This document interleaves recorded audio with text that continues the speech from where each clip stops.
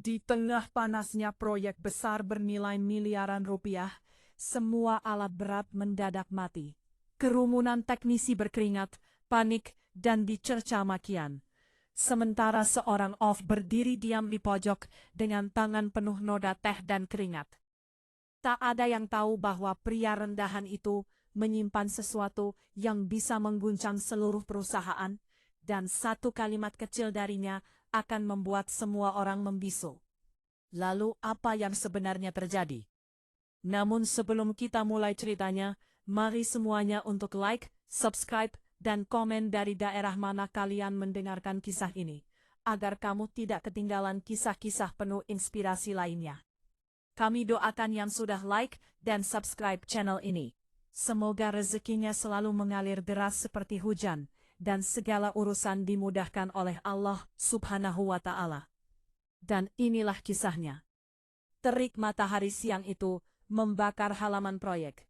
Debu berterbangan, suara besi beradu, dan teriakan mandor bersautan. Namun semua itu mendadak terhenti. Ketika sebuah ekskavator raksasa berhenti bergerak, mesin utamanya mati total. Suara dengungan di sel hilang, dan proyek senilai puluhan miliar tiba-tiba lumpuh total. Para teknisi berkumpul satu demi satu mencoba membuka panel, menyambung kabel, melepas filter, mengecek hidrolik.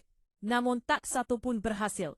Bos besar proyek Darto turun langsung dari mobilnya. Jas putihnya berkibar di tiup angin. Wajahnya gelap. Ini gimana sih? Kenapa bisa mogok? Ini alat berat bukan mainan anak-anak. Teriaknya dengan mata melotot. Teknisi tertua mencoba menjawab dengan suara gemetar. Sudah dicek semua, Pak. Kemungkinan pompa utama rusak. Kita butuh waktu. Darto mencaci, melempar topi proyeknya ke tanah. Bodoh! Waktu kalian habisin buat ngopi aja. Sekarang proyek berhenti. Klien bisa batalkan kontrak. Di tengah kekacauan itu, Reza, seorang OB yang selama ini hanya lewat-lewat sambil bawa termos dan plastik nasi bungkus, berdiri menatap ekskavator itu. Ada sorot dalam matanya yang berbeda dari biasanya. Perlahan ia maju. Tak banyak bicara. Hanya sebuah kalimat keluar dari mulutnya membuat semua orang menoleh. Pak, kalau boleh saya coba periksa alatnya. Mungkin saya bisa bantu. Suasana mendadak hening. Semua mata menatap Reza. Teknisi yang sudah kerja 20 tahun saling pandang. Sebagian tertawa kecil. Ada yang nyeletuk. Lu pikir ini motor bebek kali, Zah? Bos Darto memicingkan mata. Kamu OB, kamu bisa apaan? Ini alat berat loh, bukan gerobak tukang bubur. Reza tetap tenang. Beri saya waktu 10 menit saja, Pak. Kalau tidak bisa, saya tidak akan ganggu. Darto terkekeh pelan, lalu berseru di depan semua orang. Baik, dengar semua. Kalau si OB ini bisa bikin alat ini nyala, perusahaan ini saya kasih ke dia. Bahkan anak saya pun saya nikahkan dengannya. Cocok gak tuh? Tawa meledak dari semua sisi. Teknisi terbahak. Mandor tertawa sambil tepuk paha. Sementara Reza hanya menunduk pelan, mengangguk. Ia membuka tas kecil kumal yang selalu dibawanya. Bukan tempat termos seperti yang biasa orang kira, tapi kotak perkakas. Dan saat jemarinya mulai menyentuh baut, mur, dan komponen mesin, tak ada seorang pun yang menyangka apa yang akan terjadi selanjutnya. Semua orang masih menertawakan ucapan Bos Darto, yang baru saja melontarkan janji setengah mengejek. Kalau kamu bisa nyalain alat ini, perusahaan dan anak saya jadi milikmu. Tapi Reza tidak membalas tawa mereka. Ia jongkok di bawah bayangan raksasa ekskavator yang lumpuh itu. Tangannya mulai menyentuh kabel, mur dan selang-selang yang dingin dan penuh oli. Di sekelilingnya, para teknisi hanya berdiri menonton. Sebagian mencibir, sebagian lagi merekam pakai ponsel. Seorang mandor mendesis. Wah, ini sih cari mati. Kalau makin rusak, bisa dipecat tuh anak. Tapi Reza tetap tenang. Ia membuka salah satu panel kontrol, lalu menyambungkan alat sederhana mirip scanner buatan sendiri. Dalam diam, ia memutar tuas kecil di balik dashboard mesin, lalu memeriksa katup tekanan utama yang ternyata macet. Dari sudut mata, Bos Darto memperhatikan. Tadinya hanya ingin menertawakan, tapi kini ia diam. Dalam diamnya ada rasa penasaran yang tumbuh perlahan. Reza menarik nafas, mengambil obeng panjang, lalu membuka filter utama, menguras sedikit oli yang tercampur kotoran logam, mengganti satu sekring yang meleleh, dan mengecek sensor tekanan di bagian dalam. Waktu berjalan, detik terasa lambat. Keringat menetes dari pelipis Reza. Tapi bukan karena gugup, melainkan karena teriknya matahari dan panas mesin yang menguap dari besi tua itu. Sampai akhirnya, coba nyalakan. Suara Reza terdengar pelan tapi tegas. Mandor bingung. Serius lu? Reza hanya mengangguk. Dengan ragu-ragu, teknisi yang tadi mencibir masuk ke kabin. Ia memutar kunci kontak. Mesin menggeram, lalu bra ekskavator menyala, lampu indikator menyala hijau. Mesin utama hidup dengan suara yang stabil. Lengan hidrolik pun bergerak pelan, mengangkat tanah di hadapannya. Semua orang terpaku. Teknisi saling pandang. Mandor menjatuhkan helmnya. Bos Darto berdiri, tak berkedip. Tawa di sekitar proyek mendadak hilang, digantikan oleh sunyi dan desah napas yang sebelumnya dianggap OB murahan, baru saja melakukan hal yang tak bisa dilakukan oleh teknisi senior sekalipun. Apa yang barusan kamu lakukan? Tanya salah satu teknisi dengan suara pelan. Reza hanya tersenyum tipis. Pompa utama overload, sensor tekanan error, filter oli kotor. Saya cuma bersihin dan riset ulang rangkaian elektroniknya. Semua diam, bahkan suara alat berat lain pun terasa menjauh. Bos Darto memejamkan mata sebentar, lalu melangkah ke depan. Ia berdiri tepat di hadapan Reza. Tatapannya sulit ditebak.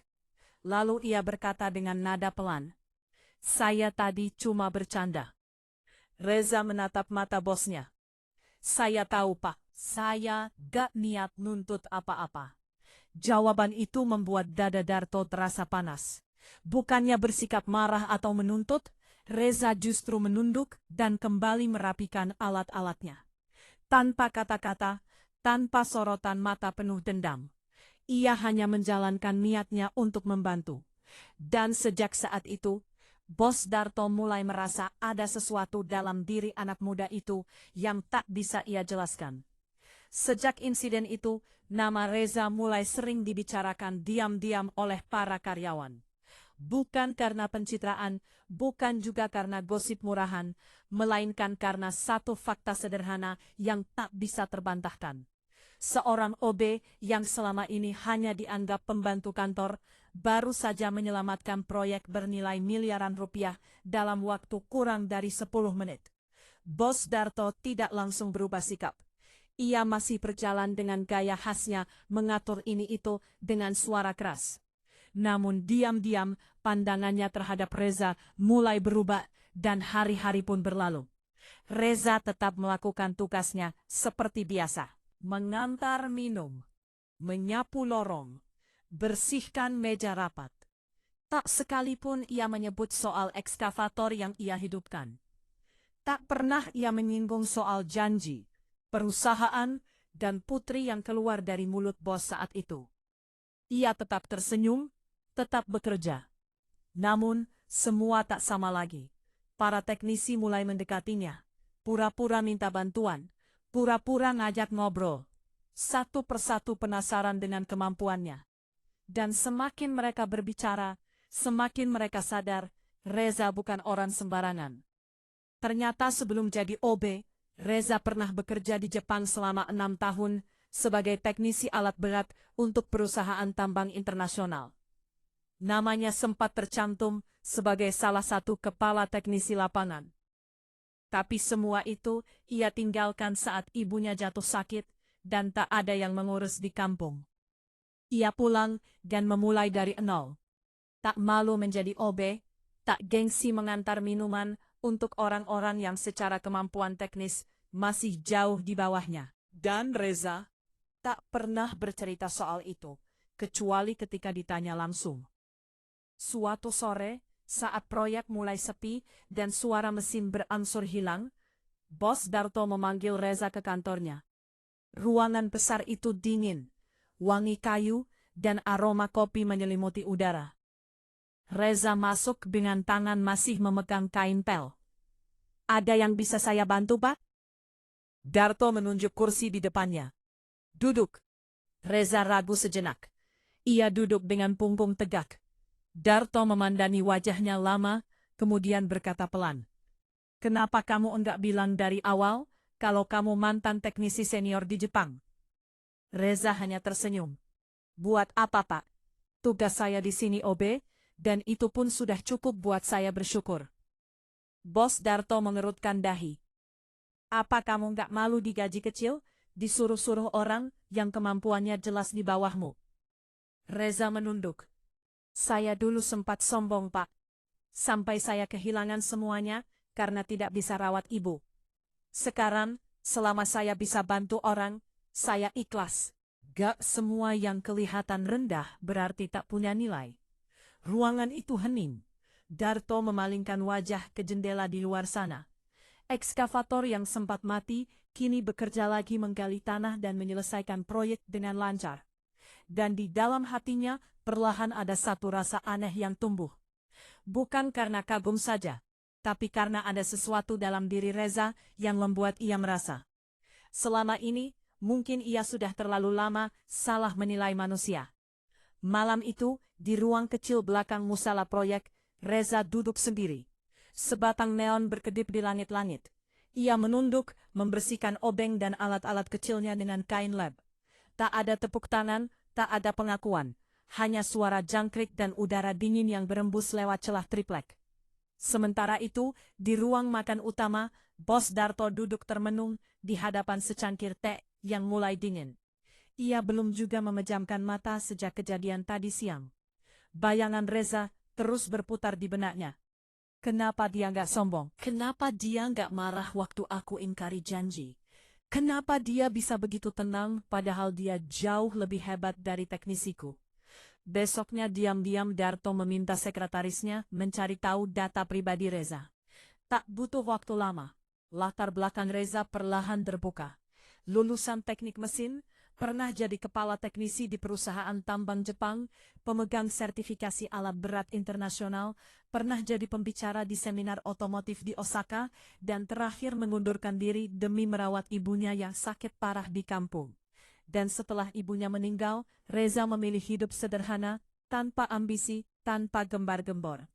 Ia mengisi hidupnya dengan kerja ringan sambil sesekali memperbaiki motor warga desa. Bos Darto membaca lembaran itu berkali-kali dan di balik kejengkelannya dulu, kini muncul rasa kagum. Tapi bukan itu yang membuat hatinya berat. Yang membuat hatinya sesak, justru rasa malu. Selama ini, ia memandang orang dari jabatan. Siapa OB, siapa teknisi, siapa bos. Seolah manusia hanya berharga bila punya posisi tinggi. Ia teringat waktu memaki Reza di depan umum, mencibir kemampuannya, menertawakannya bersama staf lain. Dan kini ia tahu ia baru saja mempermalukan dirinya sendiri. Sore harinya ketika proyek mulai sepi, Bos Darto sengaja berdiri di pinggir gudang, memperhatikan dari kejauhan. Reza sedang membantu teknisi yang lain memperbaiki genset rusak. Tangan Reza cekatan, namun tetap merendah. Ia tak sok tahu, tak menggurui, bahkan tetap berkata, "Coba dicek dulu pakai alat Bapak," meskipun ia sudah tahu jawabannya. Di situ, Bos Darto menunduk. Ia merasa baru kali ini bertemu orang yang benar-benar besar, bukan karena jabatan, tapi karena sikapnya. Malamnya saat makan bersama staf, Darto memanggil nama Reza. Semua terdiam. Suara Darto terdengar berat. "Besok pagi ikut saya ke kantor pusat." Reza menoleh bingung. "Ada yang salah, Pak?" Darto menggeleng. "Enggak, saya cuma ingin tahu lebih banyak tentang kamu. Dan saya pikir perusahaan ini butuh kamu lebih dari sekadar sebagai OB." Suasana ruang makan berubah senyap. Beberapa teknisi menunduk. Mandor yang dulu mencibir, kini mencuri pandang dengan wajah canggung. Dan malam itu untuk pertama kalinya sejak ia jadi OB, Reza merasa dunia mulai mengubah cara memandangnya. Bukan karena ia minta, tapi karena ia tetap setia menjadi dirinya sendiri. Pagi itu, langit tampak mendung, angin lembut menyapu area proyek.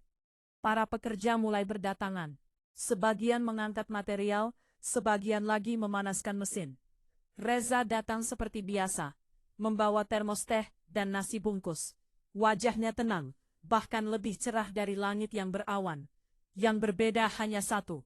Hari itu ia mengenakan kemeja bersih, bukan lagi seragam kusam bertuliskan OB. Semalam ia sempat menolak ajakan Bos Darto ke kantor pusat. Tapi setelah diyakinkan berkali-kali, akhirnya ia setuju dengan satu syarat. Saya nggak mau dipromosikan karena belas kasihan Pak. Kalau saya bisa bantu proyek ini jadi lebih baik, silahkan tempatkan saya di posisi yang Bapak rasa cocok. Kalau tidak, saya tetap OB pun nggak masalah. Dan jawaban itu lagi-lagi membuat Darto terdiam. Rezeki besar ditawarkan padanya, tapi ia tetap rendah hati. Mobil Bos Darto melaju menuju kantor pusat. Reza duduk di kursi depan, menatap jalan dengan tenang. Di sepanjang perjalanan, Darto tak banyak bicara. Ia hanya sesekali melirik Reza, seolah mencari celah untuk memahami pria ini lebih dalam. Setibanya di kantor pusat, beberapa staf senior menyambut. Mereka tanpa heran melihat seorang pria muda berpakaian sederhana turun bersama direktur utama. Salah satu dari mereka berbisik, "Itu siapa ya? Anak bos yang baru pulang kuliah." Tapi tak ada yang menyangka pria itu dulunya hanya OB di proyek pinggiran. Siang itu, Reza diminta ikut rapat teknis mendadak karena salah satu alat berat utama yang akan dikirim ke proyek timur rusak berat. Reza duduk paling pojok. Mendengar para teknisi senior adu pendapat dan saling menyalahkan, ia tak bicara sepatah kata pun. Sampai akhirnya seorang manir berkata, "Pak Darto, maaf kalau dalam 1 minggu nggak bisa diperbaiki, proyek di timur bisa batal." Reza perlahan mengangkat tangan. Semua menoleh. Suara Reza pelan tapi jelas. "Maaf, boleh saya lihat data mesinnya?" Awalnya mereka ragu. Namun karena Bos Darto memberi isyarat, data pun dibuka. Reza menunduk, membaca satu demi satu angka tekanan, distribusi arus, dan pola error. Dalam 2 menit ia berkata, "Itu bukan kerusakan besar. Kemungkinan cuma error pada sistem bypass injeksi. Kalau saya salah, Bapak boleh abaikan saya." Suasana hening. Manir senior bertanya, "Bisa kamu buktikan?" Reza mengangguk. "Beri saya waktu 30 menit. Dan benar saja. Setelah dicek langsung oleh teknisi lapangan, kerusakan sesuai dengan diagnosa Reza. Bos Darto yang duduk di ujung meja rapat hanya tersenyum. Setelah rapat bubar, ia menghampiri Reza di lorong. "Kenapa kamu nggak cari kerja di tempat yang sesuai dengan keahlianmu?" tanya Darto tiba-tiba. Reza menjawab tanpa ragu. "Karena saya nggak kejar posisi, Pak. Saya hanya ingin hidup bermanfaat. Kalau hari ini saya bisa bantu, saya bantu. Kalau enggak, saya cukup bersyukur masih bisa bekerja." Darto menghela napas dalam.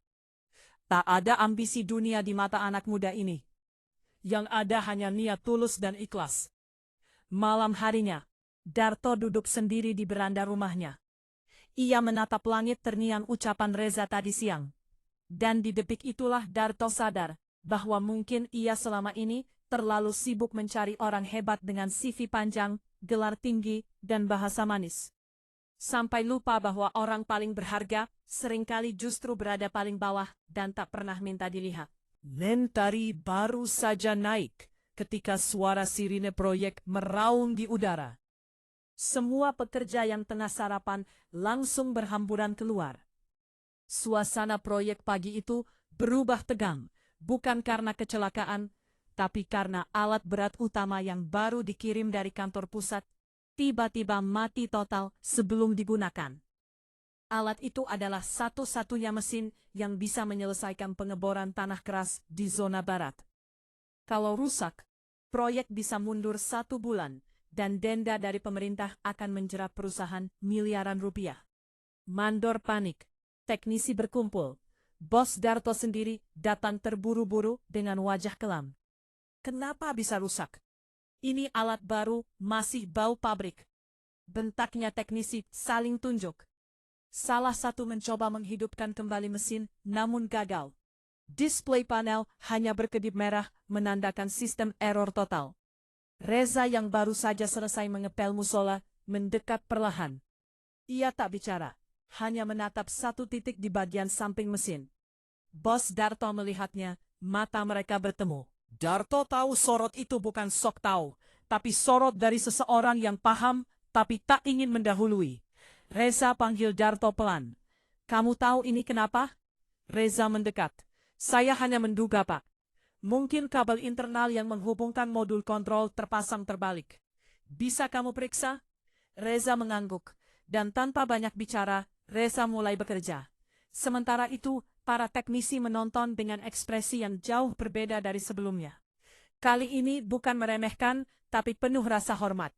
Dalam waktu kurang dari 20 menit, Reza melepas modul, mengganti satu jalur kabel yang ternyata memang salah pasang, dan membersihkan port konektor dari lapisan karbon pabrik. Coba hidupkan, Pak, ucap Reza sambil mengelap tangannya. Mandor memutar kunci. Beresin hidup sempurna. Bukan hanya menyala, tapi bergerak dengan presisi tinggi seperti baru keluar dari pabrik. Semua bertepuk tangan, beberapa bahkan bersorak. Teknisi yang tadi panik, kini mendekat dan menjabat tangan Reza dengan kagum. Bos Darto menatap pemandangan itu dengan dada bergemuruh. Ini bukan pertama kalinya Reza menyelamatkan proyek, dan Reza melakukan semuanya tanpa menuntut apapun. Di tengah kerumunan itu, A.A. Putri Sematawayang Bos Darto tiba-tiba muncul. Ia datang membawa makanan untuk ayahnya. Dan saat melihat Reza berdiri di antara para teknisi dengan senyum malu-malu, ia diam memperhatikan dari jauh lama. Selama ini, A.A. hanya mengenal Reza sebagai OB sopan yang selalu menunduk saat melewati kantor, yang selalu berkata, "Permisi, Mbak," sambil menunduk jika tak sengaja berpapasan. Tapi kini, sosok Reza terlihat begitu berbeda. Bukan karena posisinya, tapi karena semua orang yang dulu meremahkannya, kini justru menggantungkan harapan padanya. A.A. menatap ayahnya. Yah, siapa dia sebenarnya?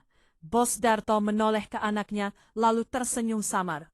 Reza, dia bukan siapa-siapa, tapi juga lebih dari siapapun yang pernah kita pekerjakan. Dan, untuk pertama kalinya dalam hati kecil A.A., ada rasa yang belum pernah dia rasakan pada laki-laki manapun sebelumnya.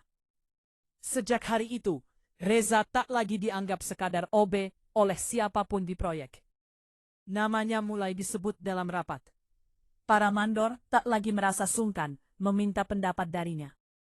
Bahkan maniar teknis dari kantor pusat sempat bilang, kalau semua teknisi kayak Reza, proyek pasti jalan terus tanpa drama.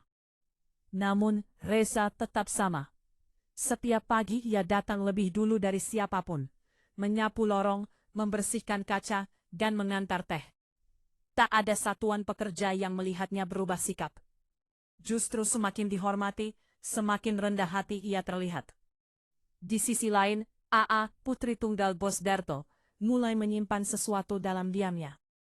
Semula ia hanya kagum, namun hari demi hari, rasa itu berubah menjadi lebih dalam. Bukan karena Reza tampan, bukan juga karena ia jago memperbaiki mesin, tapi karena ada sesuatu yang sulit dijelaskan dalam diri Reza. Ia tak banyak bicara, tapi tindakannya terasa meneduhkan. Suatu sore, saat proyek sedang jeda hujan, A.A. datang ke pos keamanan untuk menunggu ayahnya pulang. Di sana, ia melihat Reza sedang duduk sendirian di bawah tenda plastik, memperbaiki genset kecil milik penjaga malam yang katanya suka rusak kalau hujan deras. A.A. memperhatikan dari jauh. Saat Reza selesai, ia berdiri dan menyalakan genset. Suara halus keluar. Lampu kembali menyala. Penjaga malam tersenyum senang, berulang kali mengucap terima kasih. Reza hanya menjawab pelan. Sama-sama, Pak. Semoga nggak rewel lagi malam ini. Tak lama, Reza menoleh ke belakang. Matanya bertemu dengan A.A. Reza sedikit kaget. Ia langsung menunduk, lalu melangkah mundur.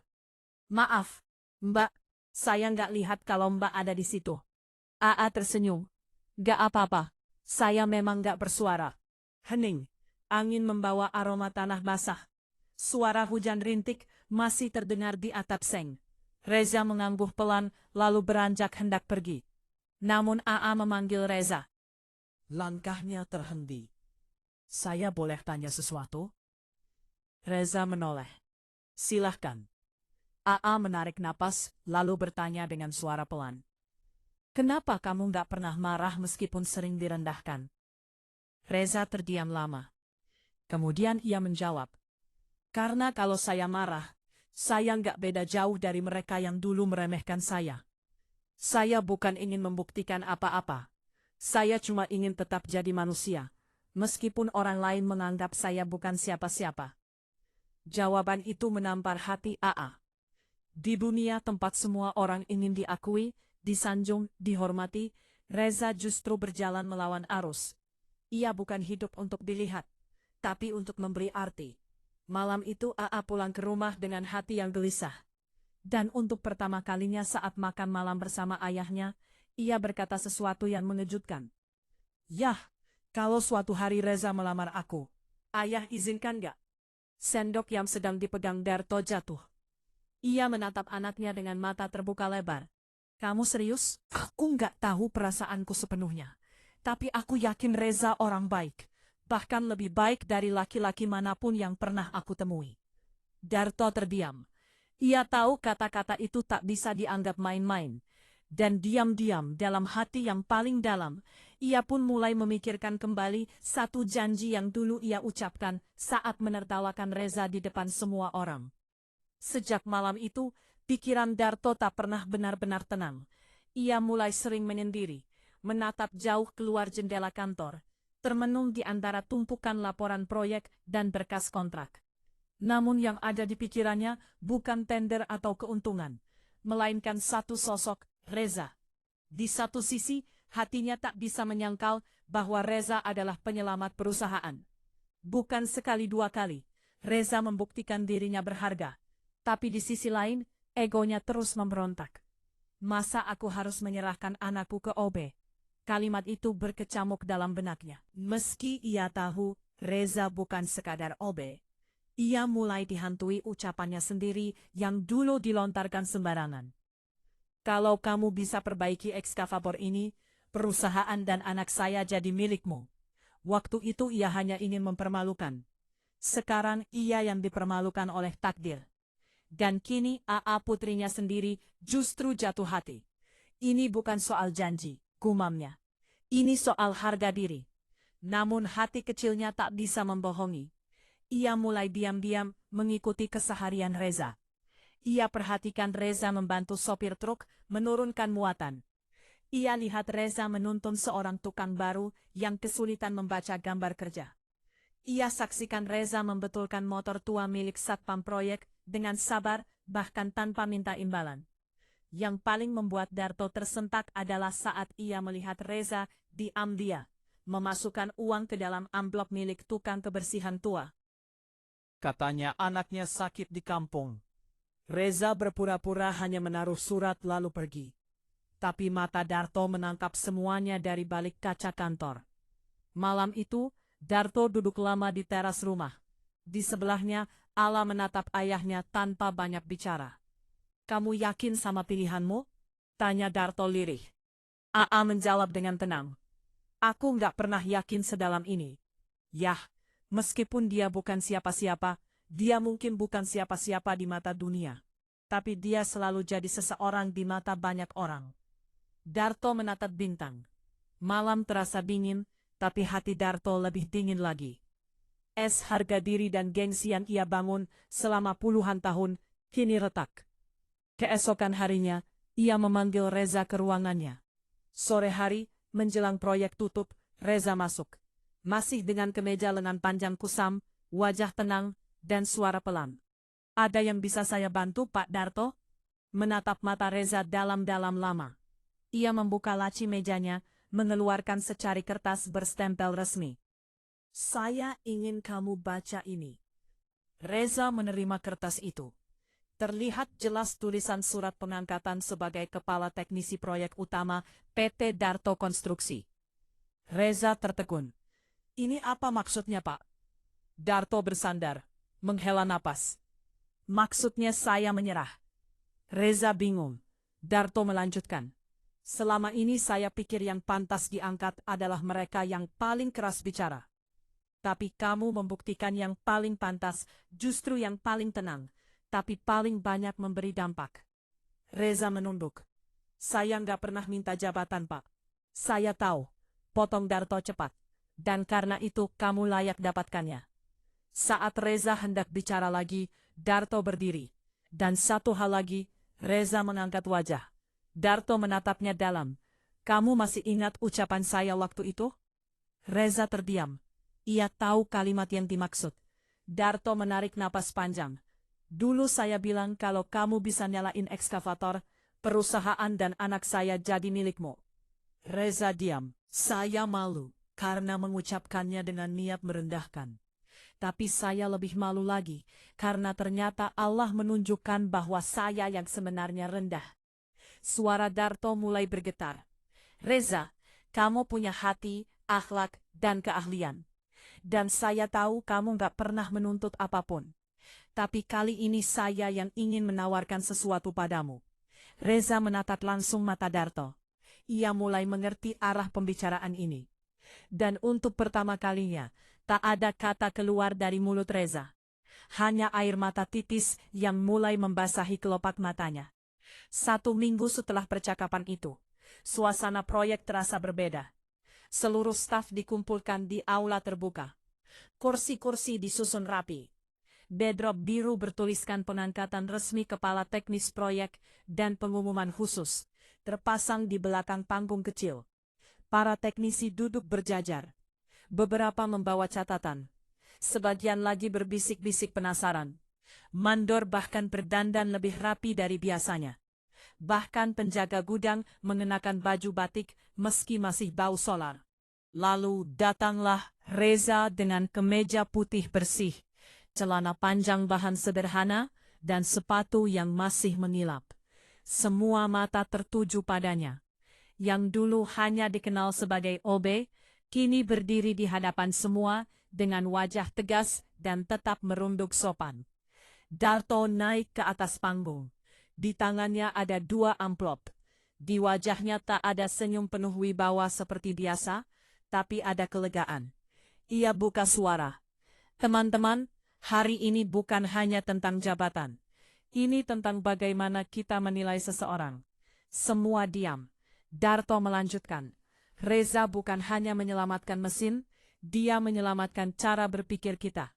Cara saya berpikir, terutama tepuk tangan pecah. Reza hanya menunduk dalam. Darto mengangkat amplop pertama. Dengan ini saya angkat Reza sebagai Kepala Teknisi Proyek Utama PT Darto Konstruksi. Tepuk tangan kembali menggema. Beberapa staf bahkan bersiul, bersorak memanggil nama Reza. Namun yang terjadi selanjutnya membuat semua terdiam. Darto membuka amplop kedua. Ia mengeluarkan selembar surat dengan cap emas. Ia pegang kertas itu tinggi-tinggi lalu berkata, "Dan saya juga ingin menepati janji saya yang dulu saya ucapkan sambil tertawa. Sekarang saya katakan dengan sepenuh hati, saya ingin menyerahkan putri saya, AA, untuk menjadi istri Reza." Jika Reza bersedia, semua terdiam. Lalu terdengar desahan haru dari berbagai arah. Seorang teknisi menutup mulutnya. Mandor tampak terkejut. Reza menunduk. Bahunya gemetar. Darto melangkah turun dari panggung. Ia berjalan pelan ke arah Reza, menatapnya dalam. "Reza, saya tahu kamu bukan orang yang haus kekuasaan. Bukan juga orang yang gila jabatan. Justru karena itu, saya ingin menyerahkan hal paling berharga dalam hidup saya untuk kamu jaga. Bukan karena janji dulu, tapi karena kamu sudah buktikan bahwa kamu bisa menjaga kehormatan bahkan tanpa meminta ampun." Reza tak bisa menahan air matanya. Ia tak menjawab dengan kata-kata. Ia hanya menunduk, lalu bersujud di lantai aula di hadapan seluruh karyawan. Semua ikut terdiam. Beberapa orang ikut menunduk. Haru menahan tangis.